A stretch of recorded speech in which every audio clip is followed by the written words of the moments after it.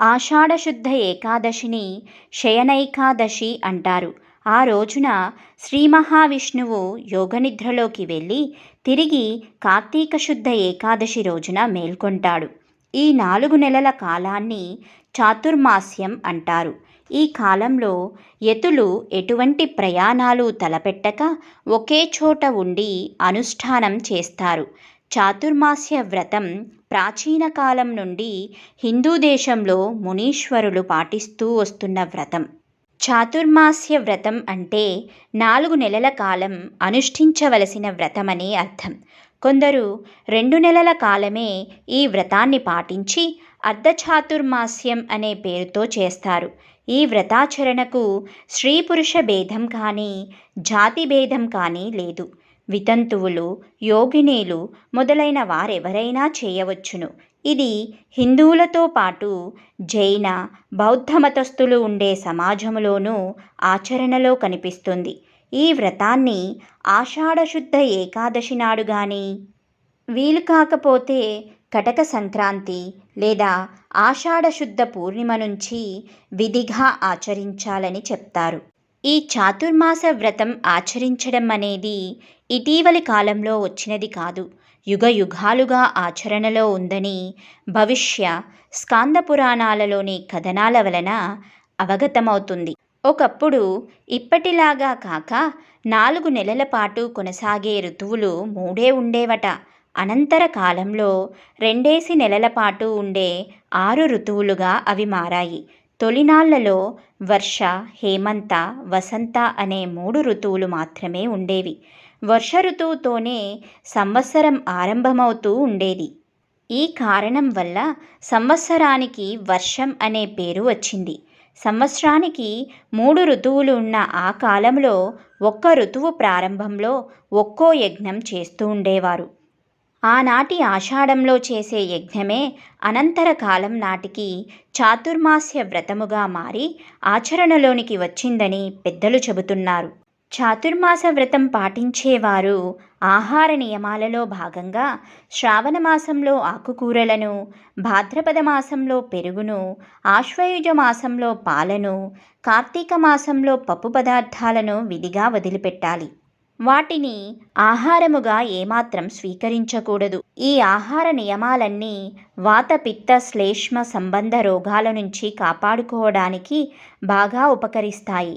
ఇలా ఎటు చూసినా చాతుర్మాస్య వ్రతదీక్ష అనేది మానవాళి ఆరోగ్య పరిరక్షణకు ఉపకరించే ఉత్తమ వ్రతదీక్ష అని పురాణ వాజ్మయం వివరిస్తోంది.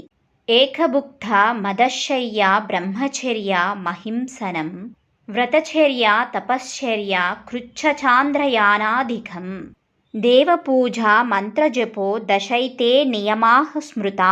ఈ 4 మాసాలు తాను నివసించే గ్రామం యొక్క ఎల్లలు దాటరాదు. ఈ కాలంలో అరుణోదయ వేళ స్నానం చేయడం అవసరం. వ్రతకాలంలో బ్రహ్మచర్యం, ఒంటిపూట భోజనం, నేలపై నిద్రించడం, అహింస పాటించాలి. ఇష్టదేవతలకు చెందిన దివ్యమంత్రాన్ని జపించాలి. ఏదైనా ఒక ఉపనిషత్తును పఠించాలి.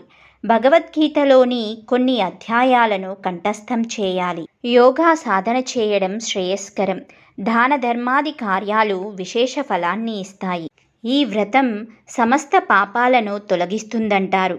హరిశ్చంద్ర మహారాజు సత్యం ధర్మం తప్పక తన భార్యకు దూరమై అనేక ఇక్కట్ల పాలైనప్పటికీ చాతుర్మాస్య వ్రతాన్ని మరువలేదని, చివరికి విజయం చేకూరిందని చెబుతారు.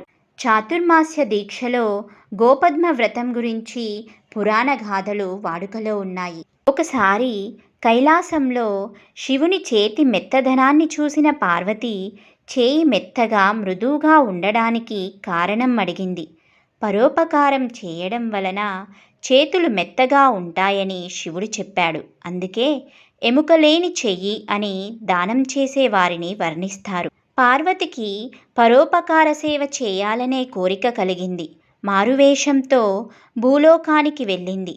నారేళ్ల నాచి అనే పేరుగల గర్భిణీకి చేయూతనిచ్చి సేవ చేసి 11 రోజుల తరువాత సకలైశ్వర్యాలు కలుగచేసి చాతుర్మాస్య గోపద్మ వ్రతాన్ని తెలిపి అంతర్ధానమైపోయింది. 5 ఏళ్ల తరువాత అమ్మకు నారేళ్ల నాచి పరిస్థితిని తెలుసుకోవాలనిపించింది.